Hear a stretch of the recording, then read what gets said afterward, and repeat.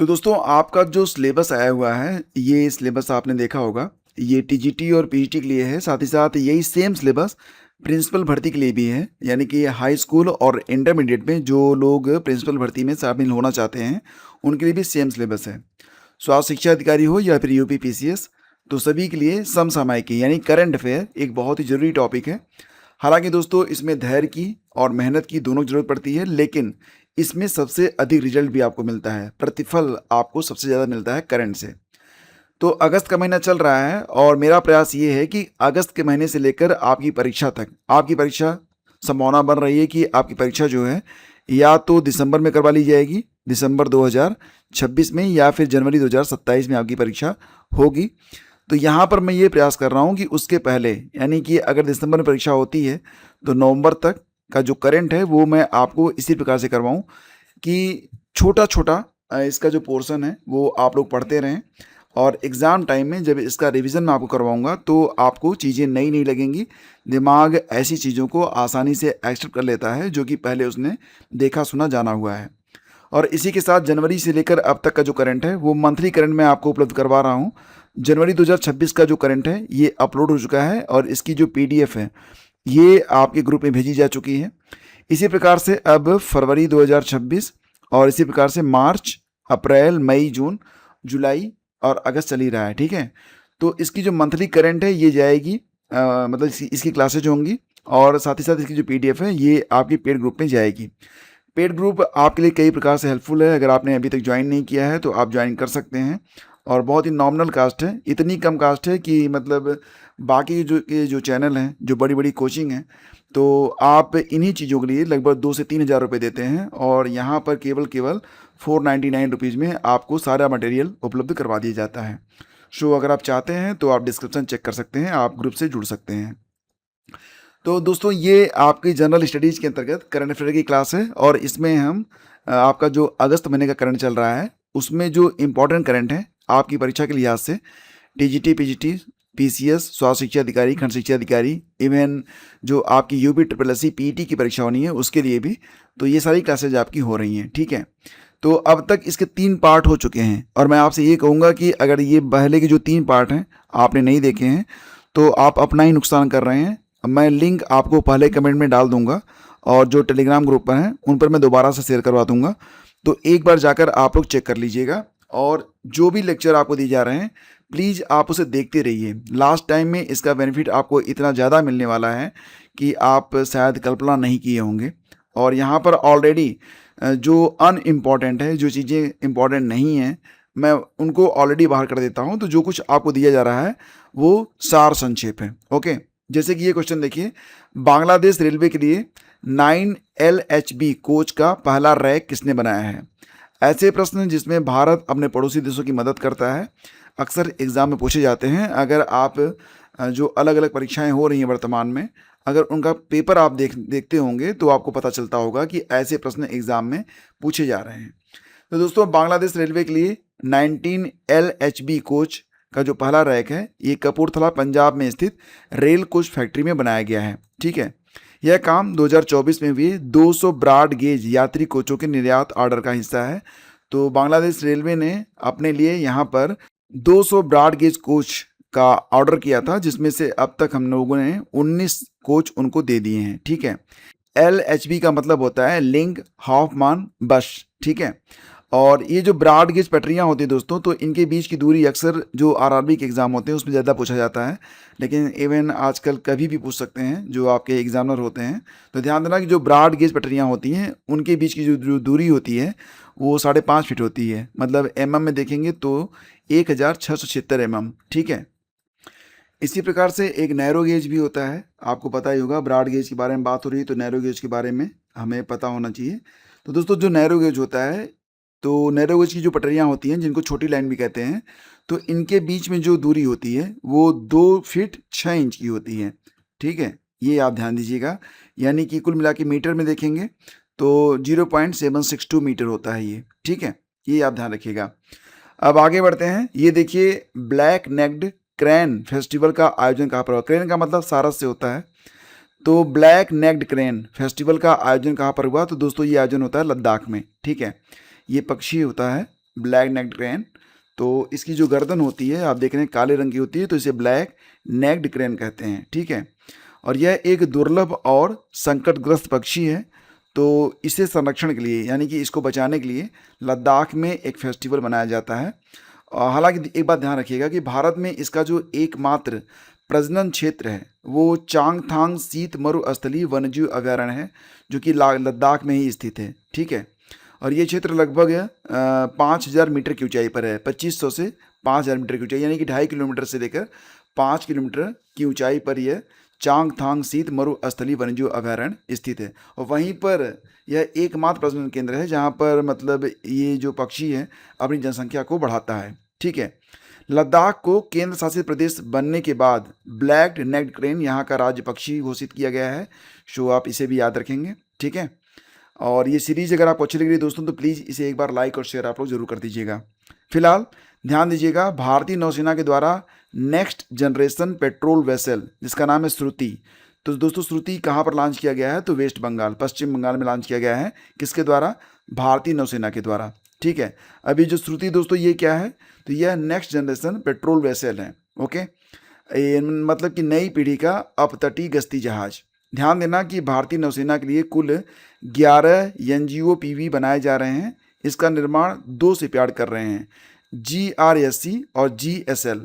GRSE मतलब दोस्तों होता है गार्डन रिच शिप बिल्डर्स एंड इंजीनियर्स, ठीक है। तो ये क्या है, ये एक premier defence shipyard in India, मतलब कोलकाता में स्थित है। और GSL क्या है, गोवा शिपयार्ड लिमिटेड, ठीक है, गोवा शिपयार्ड लिमिटेड। तो GRSE यानी कि ग्रीन रिच शिप बिल्डर्स द्वारा बनाए जा रहे हैं 4 एनजीओपीवी में यह दूसरा है। और इसके पहले GRSE ने 20 मई 2026 को संघमित्रा नामक पहला एनजीओपीवी यानी कि नेक्स्ट जनरेशन पेट्रोल वेसल के बारे में, ठीक है, तो इसको लॉन्च किया गया था। तो पहला जो है वो संघमित्रा है, दूसरा श्रुति है, ओके। बात करते हैं TG वीर पोर्टल के बारे में। ये जो पोर्टल है ये तेलंगाना में लॉन्च किया गया है। तो तेलंगाना पुलिस ने पुलिस शहीदों की समस्याओं और शिकायतों के समाधान के लिए ये जो TG वीर पोर्टल है इसको शुरू किया है। तेलंगाना के DGP CV आनंद ने लॉन्च किया है। और अगला है विश्व अंगदान दिवस, जो कि मनाया गया 13 अगस्त को। और ध्यान देना कि विश्व अंगदान दिवस है ये, जो कि 13 अगस्त को मनाते हैं। और इसी महीने की 3 अगस्त को यानी कि 3 तारीख को हमने मनाया था राष्ट्रीय अंगदान दिवस भी, ठीक है। अब राष्ट्रीय अंगदान दिवस 3 अगस्त को क्यों मनाते हैं, क्योंकि दोस्तों 3 अगस्त 1994 को भारत में पहली बार सफल हृदय प्रत्यारोपण हार्ट ट्रांसप्लांट हुआ था। कहाँ पर हुआ था? एम्स दिल्ली में। और दुनिया में जो पहला आर्गन ट्रांसप्लांट किया गया था वो किस डॉक्टर ने किया था, तो उनका नाम था डॉक्टर जोसेफ मुर्रे। और ये हुआ था 1954 में, ठीक है। और इसके लिए डॉक्टर मुर्रे को 1990 में मेडिसिन का नोबेल पुरस्कार मिला था। तो इन्होंने जो आर्गन ट्रांसप्लांट किया था 1954 में किया था, नोबेल पुरस्कार मिलता है इनको 1990 में, ठीक है। अब आगे बढ़ते हैं, बात करते हैं 14 अगस्त को मनाए गए विभाजन विभीषिका स्मृति दिवस के बारे में। जिस तरह आप जानते हैं दोस्तों कि 15 अगस्त 1947 को हमारा भारत आज़ाद होता है। और उसके पहले 14 अगस्त को भारत और पाकिस्तान के अलग होते समय जो भीषण हिंसा हुई थी, तो उस दुर्दिन को याद करने के लिए हम 14 अगस्त को मनाते हैं विभाजन विभीषिका स्मृति दिवस। हालांकि 14 अगस्त को पाकिस्तान अपना स्वतंत्रता दिवस मनाता है, ठीक है। और भारतीय टेबल टेनिस महासंघ की मान्यता को रद्द कर दिया गया है। किसने रद्द किया है? युवा मामले और खेल मंत्रालय के द्वारा, ठीक है। क्यों? क्योंकि यहाँ पर दोस्तों लंबे समय से चुनाव हो नहीं रहे थे, सो इसकी जो मान्यता है उसको रद्द कर दिया गया है। और अब ये जो फिलहाल भारतीय टेबल टेनिस महासंघ है इसको प्रशासन यानी कि भारत सरकार इसे संभालेगा। दोस्तों वर्तमान में देखेंगे तो भारत के वर्तमान केंद्रीय युवा मामले और खेल मंत्री का नाम है डॉक्टर मनसुख मांडविया। और उन्होंने 11 जून 2024 को इस कार्यभार को संभाला था, ओके। अगला है हुरून इंडिया 2026 की सूची में सबसे मूल्यवान पारिवारिक व्यवसाय में प्रथम स्थान। तो दोस्तों ध्यान देना कि जो हुरून इंडिया 2026 की सूची आई है उसमें सबसे मूल्यवान पारिवारिक व्यवसाय में प्रथम स्थान मिला है अंबानी परिवार को। यहाँ पर पूरी लिस्ट आपको दे दी गई है। पहले स्थान पर अंबानी हैं, दूसरे स्थान पर बिरला हैं, तीसरे स्थान पर जिंदल हैं। बस इतना यहाँ पे याद रखिएगा, बाकी इनकी जो नेटवर्थ है उसको याद करने की कोई ज़रूरत नहीं है। अंबानी का रिलायंस इंडस्ट्रीज़ है, बिरला का आदित्य बिरला समूह है और जिंदल का JSW जिंदल, ओके। बात करते हैं गुजरात में डेजर्ट जूलॉजिकल पार्क के बारे में। तो दोस्तों गुजरात में एक डेजर्ट यानी कि रेगिस्तान होता है ना, डेजर्ट का मतलब, तो गुजरात में डेजर्ट जूलॉजिकल पार्क और नाइट सफारी स्थापित की जा रही है। कहाँ पर? तो गुजरात में जो जूनाडीसा बनासकांठा जिला है, बनासकांठा जिला के जूनाडीसा में, ठीक है। ये एशिया का पहला रेगिस्तान थीम वाला चिड़ियाघर और नाइट सफारी होगा और ये लगभग 103 हेक्टेयर सरकारी ज़मीन पर बनेगा। भारत की जो पहली नाइट सफारी थी कहाँ पर बनी थी? तो ये हमारे लिए गर्व की बात है अगर आप यूपी से हैं कि भारत की जो पहली नाइट सफारी है ये उत्तर प्रदेश में लखनऊ में स्थित कुकरैल रिजर्व फॉरेस्ट में बनाई गई है, ठीक है। हालांकि अभी पूरी तरह नहीं बनी है लेकिन बन रही है, ठीक है। रूस ने आस्टर्ड बैंक विवाद में किसे आर्बिट्रेटर मध्यस्थ नियुक्त किया है? तो ये हमारे लिए फ़ख्र की बात है कि हमारे जो 50वें CJI थे, chief justice of India DY Chandrachud ji, उनको रूस ने आस्टर्ड बैंक विवाद में आर्बिट्रेटर यानी कि मध्यस्थ के रूप में नियुक्त किया है। तो एग्जैक्टली दोस्तों ये जो आस्टर्ड बैंक है ये कहाँ पर स्थित है? तो बताएं आपको कि ये यूक्रेन में स्थित है, ठीक है। यूक्रेन का बैंक है ये और ये विवाद रूस और यूक्रेन के बीच में ही है। तो यूक्रेन के इस बैंक ने क्या कहा है? यूक्रेन के सरकारी बैंक आस्टर्ड बैंक का कहना है कि रूस के सैन्य अभियान और कब्जे के कारण कई क्षेत्रों में मौजूद संपत्तियों और कारोबार को जो नुकसान हुआ है तो उसके बदले में बैंक रूस से मुआवजा मांग रहा है और इस मामले में 3 मध्यस्थ हैं। मामले के जो अध्यक्ष बनाए गए हैं उनका नाम है कोस्टा रिका के ड्याला जिमनेज, ठीक है। यूक्रेन की ओर से जिसको आर्बिट्रेटर बनाया गया है, मध्यस्थ बनाया गया है, तो वो ग्रीस यानी कि यूनान के स्टावरस ब्रेकाउलेकिस हैं और रूस की ओर से DY चंद्रचूड़ मध्यस्थ बनाए गए हैं। फिलहाल देखते हैं कि क्या फैसला आता है और ये काफ़ी इंटरेस्टिंग मैटर भी है। उत्तराखंड का हाई कोर्ट अब नैनीताल से हल्द्वानी शिफ्ट कर दिया जाएगा, ठीक है। ये जो परियोजना थी काफ़ी लंबे समय से चल रही थी, फिलहाल अब नैनीताल से हल्द्वानी इसे शिफ्ट कर ही दिया जाएगा और नया परिसर बनेगा 30 हेक्टेयर वन भूमि पर, ठीक है। उत्तराखंड के CM का नाम है पुष्कर सिंह धामी, राज्यपाल वहाँ पर हैं गुरमीत सिंह। कई बार एग्जाम में आता है सो इसे आप याद रखेंगे। ग्रामीण ज्ञान सेतु ये लॉन्च किया गया है अमित शाह जो कि हमारे गृह मंत्री हैं और सहकारिता मंत्री भी हैं, तो अमित शाह जी के द्वारा लॉन्च किया गया है ग्रामीण ज्ञान सेतु। इसका उद्देश्य क्या है? गांव के बच्चों और युवाओं को ज़्यादा से ज़्यादा किताबें पढ़ने का मौका मिले। इसे 12 अगस्त को लॉन्च किया गया है। दोस्तों आपको पता होगा कि 12 अगस्त को हम मनाते हैं राष्ट्रीय पुस्तकालय दिवस के रूप में, ठीक है। तो इसी दिन इसे लॉन्च किया गया है। अगला है संध्या किरण कैशलेस स्वास्थ्य सेवा योजना किस राज्य ने शुरू किया है? तो दोस्तों संध्या किरण कैशलेस स्वास्थ्य सेवा योजना इसको शुरू किया गया है कर्नाटक के द्वारा। और ध्यान देना ये जो योजना है संध्या किरण कैशलेस स्वास्थ्य सेवा योजना, तो इसके तहत सूचीबद्ध अस्पतालों में प्रतिवर्ष 5 लाख रुपए का मुफ्त इलाज मिलता है। तो किसको मिलता है? जिनकी उम्र 70 वर्ष से कम रहती है, ओके। Commonwealth fencing championship 2026। दोस्तों फेंसिंग क्या होता है? फेंसिंग एक प्रकार का खेल होता है जिसमें 2 लोग आमने सामने तलवार जैसा एक हथियार लेकर सामने होते हैं, लेकिन इसमें मारा नहीं जाता, एक दूसरे को लोग टच करते हैं। तो फिलहाल ये जो कॉमनवेल्थ फेंसिंग चैंपियनशिप हुई है 2026, तो पहली बार भारत ने इसमें बहुत ही शानदार प्रदर्शन किया है। ओवरऑल चैंपियनशिप का खिताब भी भारत ने ही जीत लिया है। मेडल टैली में जो पहला स्थान मिला है वो भारत को मिला है, दूसरे स्थान पर इंग्लैंड है, तीसरे स्थान पर नाइजीरिया है, ठीक है। और इसका आयोजन कहाँ पर हुआ? नाइजीरिया में, जो कि रहा तीसरे स्थान पर। 9 से 14 अगस्त के बीच में इसका आयोजन किया गया था। और भारत ने कुल कितने पदक जीते हैं, कुल कितने मेडल जीते हैं? तो 35 जीते हैं। इसमें 13 स्वर्ण हैं, 8 रजत हैं और 14 कांस्य ब्रोंज हैं, और सभी को जोड़ेंगे आप तो ये बनेंगे कुल 35 मेडल। फेंसिंग क्या होता है? 2 खिलाड़ी तलवार जैसे हथियार से एक दूसरे पर टच करने की कोशिश करते हैं, ठीक है। अगला पॉइंट है रेस्टोरेटिव हेल्थ केयर। अब देखो ये एक ना हैकथॉन है जो कि इंडिया और इजराइल के बीच में हुआ है। रेस्टोरेटिव हेल्थ केयर भारत और इजराइल के बीच में हुआ एक हैकथॉन। तो इसमें क्या हुआ था कि भारत और इजराइल के युवाओं, छात्रों और जो इनोवेटर्स हैं उनको एक साथ लाकर स्वास्थ्य से जुड़ी समस्याओं का तकनीकी समाधान खोजना, जिसके लिए ये जो रेस्टोरेटिव हेल्थ केयर है हैकथॉन, इसका आयोजन किया गया भारत और इजराइल के बीच में, ओके। अब देखिए यहाँ पर अगला पॉइंट है लखनऊ से नई दिल्ली के बीच चलने वाली तेजस एक्सप्रेस को रीनेम किया गया है। पहली बार ऐसा हुआ है जबकि किसी ट्रेन का नाम किसी कमर्शियल ब्रांड के नाम पर रखा गया है।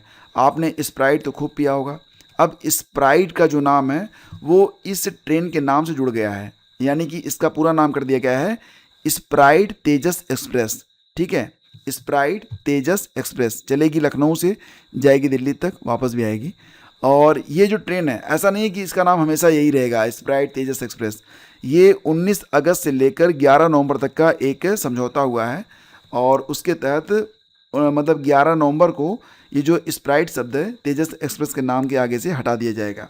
फिलहाल ये पहली बार ऐसा हुआ है, सो थोड़ा सा इम्पोर्टेंट है। अगला है, हाल ही में पीएम गरीब कल्याण अन्न योजना के तहत सीबीडीसी बेस्ड डीबीटी सेवा प्रारंभ करने वाला पहला केंद्र शासित प्रदेश बन गया है चंडीगढ़। अब दोस्तों इसका मतलब क्या है, ध्यान सुनिएगा।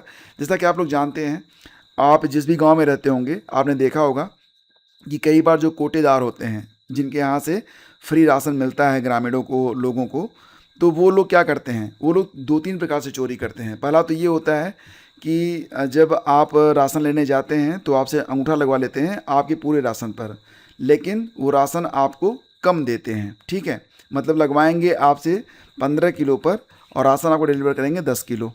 अब ये जो 15 किलो वाला है ना, तो ये बिना आपके अंगूठे के ये पास होता नहीं है। मतलब इन्होंने पास तो कर दिया 15 किलो, सरकारी रिकॉर्ड में गया 15 किलो, लेकिन मिलेगा आपको 10 किलो, बाकी 5 किलो वो खा जाते हैं। दूसरा तरीका ये होता है, कई बार जो लोग नहीं पहुंच पाते हैं तो उनके घर जाके अंगूठा लगवा लेते हैं और उनका पूरा का पूरा राशन ले लेते हैं, फिर उसको बेचते हैं। तो ये बात सरकार को भी पता है कि जितने भी कोटेदार हैं वो इस प्रकार की व्यवस्था बनाए रखते हैं और उससे वो खूब पैसा बनाते हैं।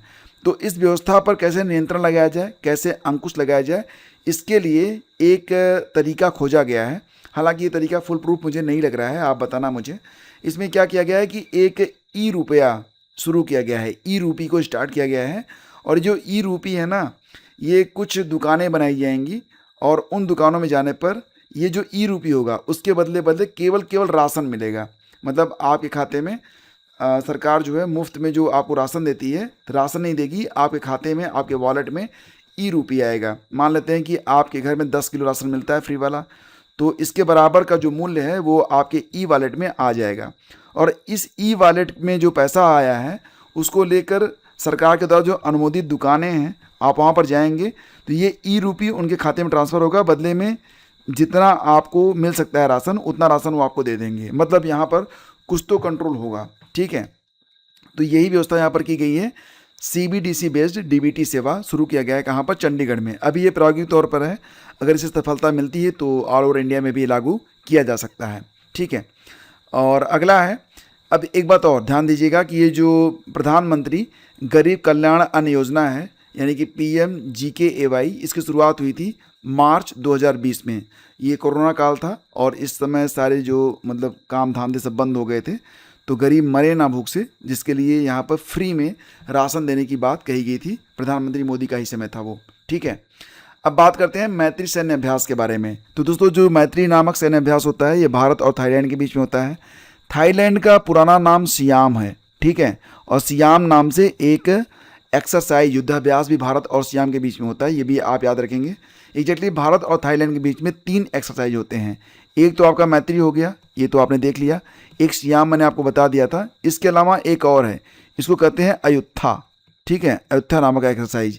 ये तीनों एक्सरसाइज भारत और थाईलैंड के बीच में होते हैं। और इस साल जो मैत्री एक्सरसाइज हुआ है दोस्तों, ये 15वां संस्करण था। आयोजन 18 अगस्त से 31 अगस्त तक थाईलैंड के सूरत थाने में किया गया है और इसमें भारत की ओर से गोरखा राइफल्स की टुकड़ी भाग लेने गई है। ठीक है, और ध्यान देना सियाम अगर नाम आए कभी तो ये थाईलैंड का ही पुराना नाम है। ओके, चलिए आगे बढ़ते हैं। शतरंज ई स्पोर्ट वर्ल्ड कप का दूसरा संस्करण 2026। तो पहला संस्करण कब हुआ था? 2025 में हुआ था, ये दूसरा है। और जो पहला वाला हुआ था कहाँ पर हुआ था? तो ये रियाद में हुआ था। और रियाद कहाँ पर है दोस्तों? तो ये सऊदी अरबिया में है। ठीक है, और ये दूसरा वाला कहाँ पर हुआ? तो दोस्तों दूसरा वाला होता है आपका फ्रांस में। ठीक है, 11 से 15 अगस्त तक। और इसमें नॉर्वे के जो मैग्नस कार्लसन है वो जो है विजेता रहे और उन्होंने हरा दिया है बेलारूस के ग्रैंड मास्टर डेनिस लाजाविक को। तो काफ़ी समय से मैग्नस कार्लसन जो है वो टॉप पर बने हुए हैं। शतरंज ई स्पोर्ट वर्ल्ड कप का दूसरा संस्करण था ये 2026। कहाँ पर आयोजित हुआ था? फ्रांस में। पहला वाला कहाँ पर हुआ था? रियाद, सऊदी अरब में। ओके, विजेता बने हैं मैग्नस कार्लसन। ठीक है ना, चलिए आगे बढ़ते हैं। 15 अगस्त 2026 के अवसर पर प्रधानमंत्री मोदी ने विकसित भारत के लिए सप्तधारा नामक विजन को पेश किया है। दोस्तों ये जो सप्तधारा नामक विजन है तो इसका लक्ष्य क्या है? जैसा कि आप जानते हैं कि हमारा भारत आज़ाद होता है 1947 में और 2047 में आज़ादी के पूरे हो जाएंगे 100 वर्ष। और हमने यहाँ पर ये प्रयास किया है कि 100 वर्ष पश्चात 2047 तक भारत एक विकसित देश बन जाए। तो विकसित देश बनाने के लिए प्रधानमंत्री मोदी ने 15 अगस्त 2026 को लाल किले के प्राचीर से सप्तधारा विजन को पेश किया है। अब ये जो दोस्तों सप्तधारा विजन है, सप्त मतलब 7, इसमें 7 विजन है। कौन कौन से हैं? एक तो है विनिर्माण शक्ति, यानी कि हम अपना जो जितनी भी मतलब जो भी सामान होता है जिसका उपयोग होता है तो उसका निर्माण हम करें। कृषि और खाद्य उत्पादन में आत्मनिर्भर हों।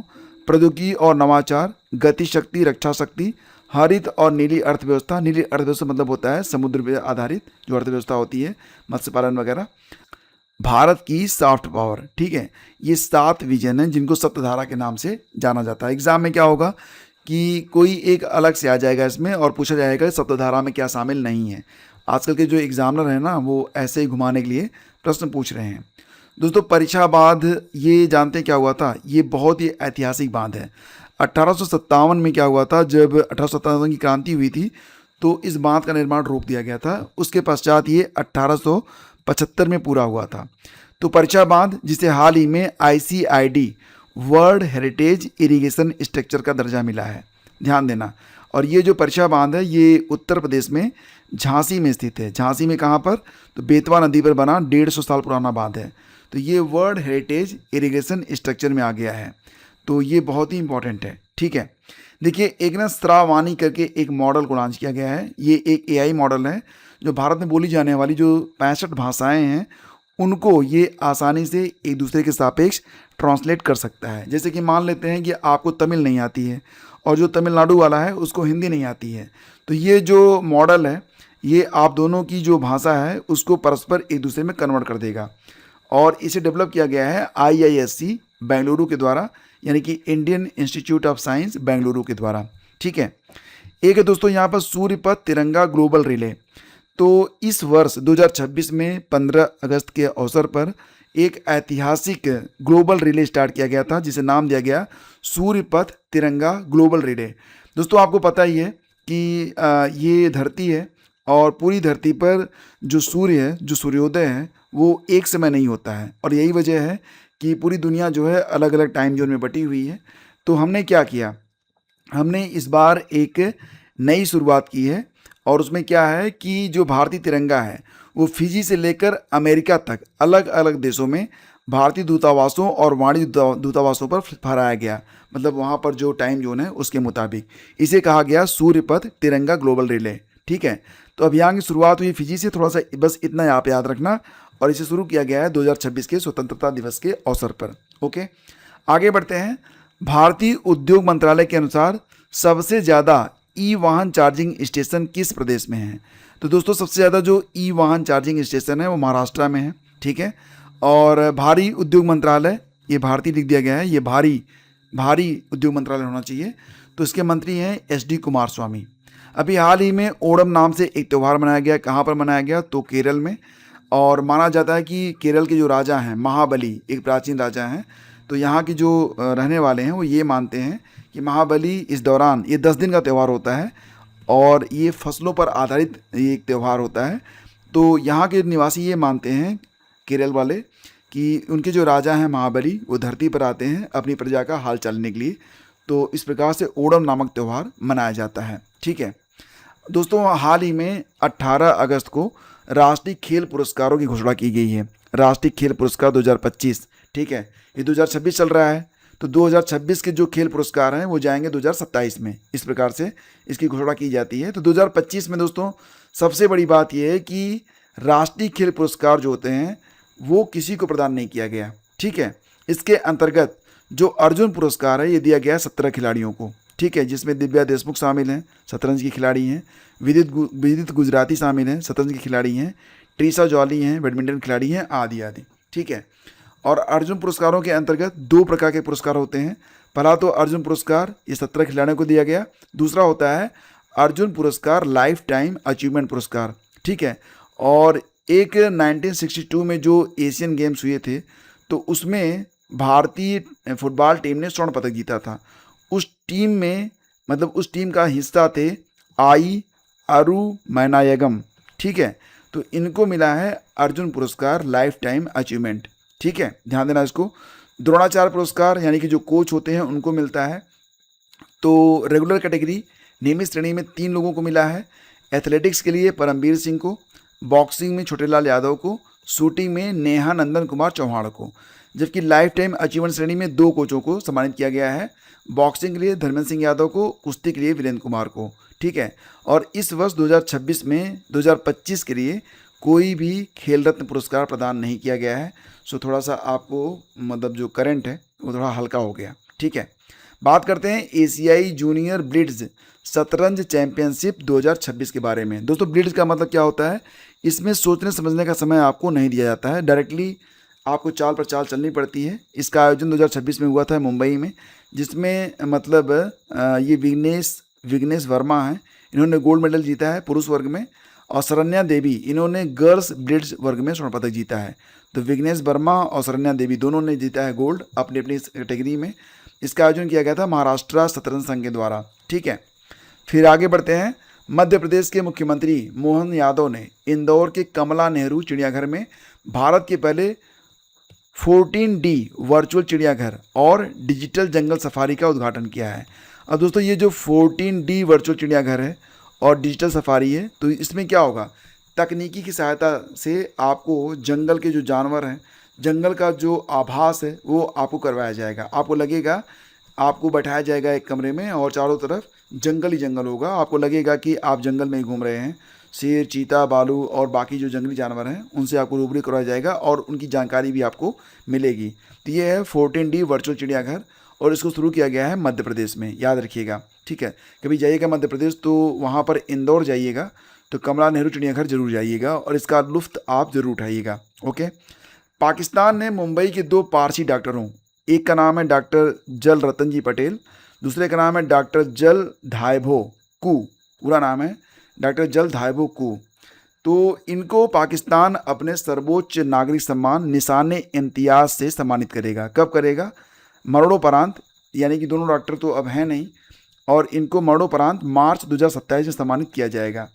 अब क्यों किया जाएगा दोस्तों? एग्जैक्टली देखा जाए तो अब पाकिस्तान इनको सम्मानित कर रहा है तो निश्चित रूप से इन्होंने भारत के साथ कुछ गलत किया होगा, और गलत किया भी है इन्होंने। क्या गलत किया है मैं आपको बताता हूँ।